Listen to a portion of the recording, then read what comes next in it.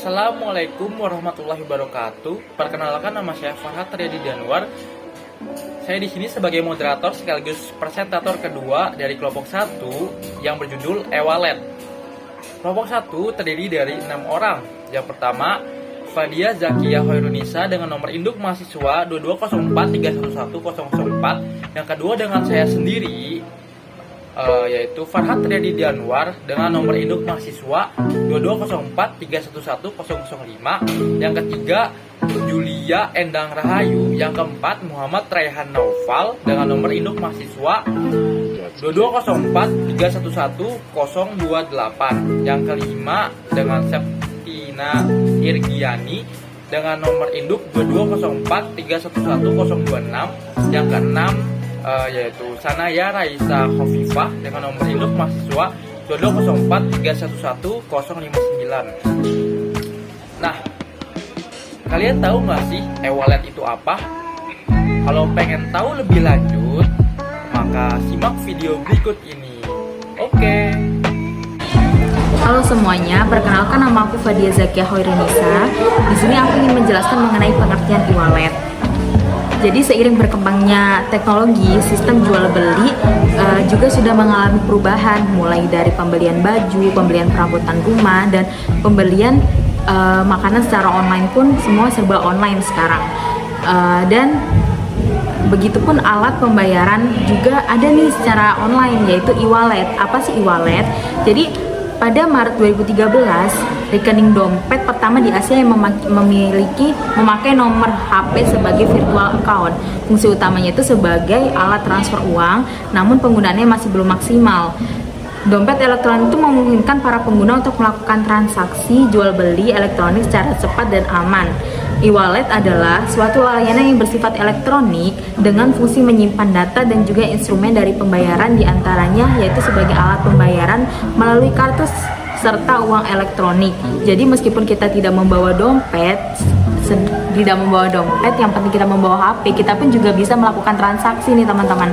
Dan di dalam pasal 1 angka 7 Peraturan Bank Indonesia nomor 18 tahun 2016 tentang penyelenggara pemrosesan transaksi pembayaran PBI nomor 18 tahun 2016 mengatur sebagai berikut. Jadi dompet elektronik atau electronic e-wallet yang selanjutnya, dompet itu melakukan melalui layanan elektronik untuk menyimpan data instrumen pembayaran, yaitu alat pembayaran dengan menggunakan kartu atau uang elektronik yang dapat juga menampung dana untuk melakukan pembayaran. Jadi karena di era globalisasi ini semuanya serba online, jadi meskipun kita tidak membawa dompet, kita pun juga melakukan transaksi online secara cepat, aman, dan praktis. Assalamualaikum warahmatullahi wabarakatuh. Perkenalkan, saya Farhat Riyadi Danwar sebagai presentator kedua dari kelompok 1 dengan judul e-wallet. E-wallet sendiri dikategorikan ke dalam uang elektronik sebagai instrumen pembayaran yang memenuhi unsur. Poin pertama, diterbitkan atas dasar nilai uang yang disetor terlebih dahulu kepada penerbit. Maksudnya apa sih? Maksudnya begini, sebelum menggunakan e-wallet, kita menyetorkan duit terlebih dahulu ke e-wallet tersebut, misalkan Dana, OVO maupun GoPay, melalui minimarket maupun store bank. Contoh penyetoran melalui minimarket itu melalui Indomaret maupun Alfamaret, sedangkan store bank itu transfer dari bank ke e-wallet tersebut. Misalkan kita mentransfer atau mengisi duit atau mengisi e-wallet tersebut sebesar Rp50.000, maka nilai yang masuk ke dalam e-wallet tersebut sebesar Rp50.000, tidak kurang maupun tidak lebih. Nah, poin kedua, disimpan secara elektronik dalam media server atau chip. Maksudnya apa sih? Apa yang kita storekan atau top up ke dalam e-wallet tersebut melalui minimarket maupun transfer antar bank, yang masuk duitnya itu disimpan di dalam media server atau chip. Fungsinya apa? Agar memudahkan kita untuk bertransaksi ke seperti pulsa atau bayar listrik, sehingga lebih mudah untuk menggunakan e-wallet seperti Dana, OVO maupun GoPay. Nah, poin ketiga, dikelola penerbit bukan merupakan simpanan. Maksudnya apa sih? Dikelola penerbit bukan merupakan simpanan. Maksudnya, jika kita menyetorkan ke dalam e-wallet, Dana, GoPay, OVO, maupun yang lain-lain, itu jika kita menyetorkan 50.000 dan kita diamkan selama 1 tahun maupun 2 tahun atau selebihnya, tidak adanya bunga, nah kan? Tidak adanya bunga. Kalau tidak adanya bunga, sehingga apa yang kita setorkan ke dalam e-wallet tersebut tetap sama, bahwa walaupun kita buka 2 tahun, 3 tahun kemudian, seperti itu. Baik, aku akan menjelaskan keuntungan atau manfaat dari e-wallet. Pertama itu bisa dilakukan di mana saja. Misalnya teman-teman sedang di kampus, sedang di angkutan umum, atau sedang di luar, teman-teman tetap bisa melakukan transfer atau melakukan penerimaan. Yang kedua itu lebih mudah. Maksudnya lebih mudah, teman-teman tidak perlu pergi ke bank hanya untuk melakukan transfer atau melakukan penerimaan. Teman-teman bisa menggunakan ponsel teman-teman untuk melakukan transfer atau melakukan penerimaan. Yang ketiga itu mengelola akun dari ponsel. Teman-teman tidak perlu pergi ke bank hanya untuk melakukan membuat akun. Teman-teman bisa menggunakan ponsel teman-teman untuk membuat akun dan mengelola akun teman-teman sendiri. Yang keempat itu mentransfer dana langsung ke e-wallet. Jadi misalnya teman-teman sedang ingin mentransfer uang ke bank, tetapi bank tersebut tutup, teman-teman tidak perlu khawatir. Teman-teman bisa mentransfer dana teman-teman lewat e-wallet secara langsung. Yang kelima itu mendapatkan SMS atau email setelah melakukan transaksi.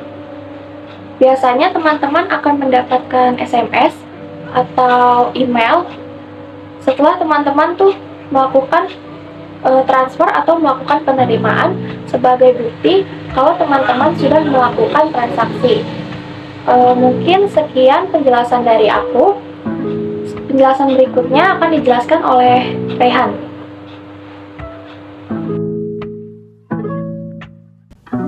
Halo teman-teman, perkenalkan nama saya Muhammad Raihan Noval sebagai presentator keempat. Di sini saya akan menjelaskan kelebihan-kelebihan e-wallet. 1. Transaksi lebih cepat dan tepat. Berbeda dengan transaksi non-tunai, segala transaksi melalui e-wallet bekerja secara otomatis. Contohnya, kita dapat melakukan transaksi in aplikasi ataupun offline hanya dengan scan barcode. Begitu pula dengan verifikasi transaksi. Jika terdapat kesalahan input data atau nominal, maka sistem e-wallet akan bekerja secara otomatis, sehingga transaksi bisa berjalan dengan cepat dan tepat sesuai dengan keperluan penggunanya. 2. Meminimalisir resiko uang palsu.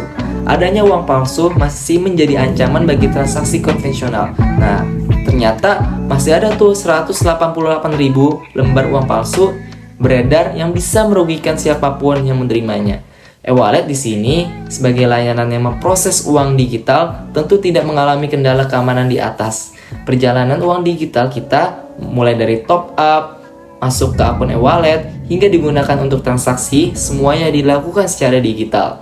Pelindungan keamanan yang diberikan oleh masing-masing penyedia layanan e-wallet itu juga canggih loh. Jadi teman-teman gak usah khawatir, lebih kecil risiko dimanfaatkan oleh pihak tidak bertanggung jawab. 3. Keamanan transaksi terjamin. Memangnya apa aja sih pelindungan e-wallet? E-wallet telah dilengkapi standar keamanan yang tinggi loh, seperti terverifikasi Bank Indonesia dan Otoritas Jasa Keuangan. Jadi itu sudah legal ya teman-teman. 2. Terverifikasi PCI DSS atau The Payment Card Industry Data Security Standard, sehingga keamanan transaksi lebih terjaga. 3. Memiliki data center dan recovery data center sehingga pengelolaan data lebih terpusat dan aman. Selanjutnya saya akan menjelaskan tentang kekurangan e-wallet, yaitu pertama, terdapat biaya admin di tiap kegiatan transaksinya, dan masing-masing e-wallet itu memiliki nominal biaya transaksi yang berbeda. Kemudian yang kedua adalah menjadi lebih konsumtif, karena tiap berbelanja online kan kita mengeluarkan uang. yang tidak terlalu terasa dibandingkan berbelanja offline dengan uang tunai, sehingga bisa lebih boros kalau kita nggak bisa ngatur keuangan dengan baik. Kemudian yang ketiga adalah saldo tidak bisa dicairkan apabila di bawah syarat minimal penarikan. Dan yang keempat atau yang terakhir adalah e-wallet tidak bisa digunakan apabila tidak terhubung ke internet. Karena e-wallet itu sendiri merupakan layanan berbasis online yang bisa digunakan untuk transaksi di mana saja. Dan materi selanjutnya akan dijelaskan oleh teman saya yaitu Shanaya. Halo semua, nama aku Shanaya Raisa Kofifah. Nah, sebelum kita masuk ke sesi materi yang berikutnya nih, di sini aku pengen nanya dulu nih ke kalian. Kalian tahu gak sih aplikasi e-wallet apa aja yang ada di Indonesia dan cara kerjanya tuh gimana? Oke, aku kasih waktu kalian untuk berpikir ya. 1, 2, 3. Yap, bener banget nih.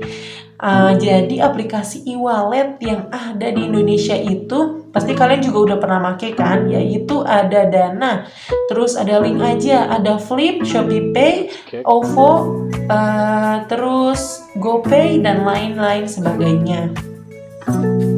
Nah, selanjutnya untuk cara menggunakan aplikasi e-wallet tersebut atau kita anggaplah aplikasi Dana, yaitu yang pertama nih, kalian disuruh mengisi data diri seperti nama, umur, nomor handphone, dan email.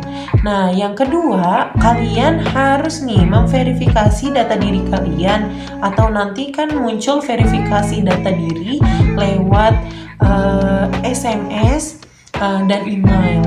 Nah, selanjutnya yang ketiga, jika sudah terverifikasi data diri kalian, selanjutnya buat akun dan PIN atau password, lalu login ke akun yang sudah kalian buat.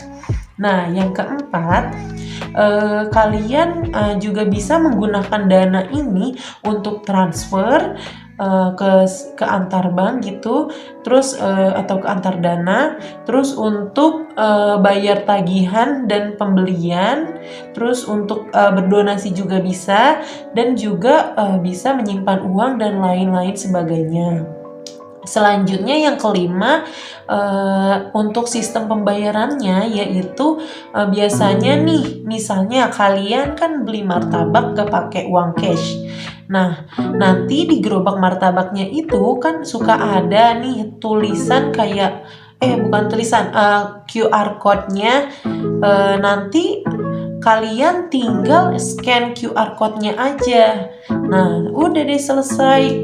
Jadi martabak kalian tuh udah terbayar. Nah, simpel kan pakai e-wallet, dan setelah pembayarannya pasti tertera juga nih ada sisa saldo dan riwayat transaksinya di aplikasi, di dalam aplikasinya tersebut. Terus riwayat transaksinya itu yang bisa teman-teman lihat juga. Nah, gimana nih? Masih rela ngantri untuk ngambil kembalian uang atau mau langsung pakai e-wallet aja nih yang gampang, mudah dan efisien banget nih pastinya. Sekian dari aku, semoga teman-teman nih mengerti dan paham tentang materi-materi yang aku dan teman-temanku sudah sampaikan. Semoga bermanfaat juga untuk teman-teman ke depannya. Terima kasih. Wassalamualaikum warahmatullahi wabarakatuh. Bye-bye.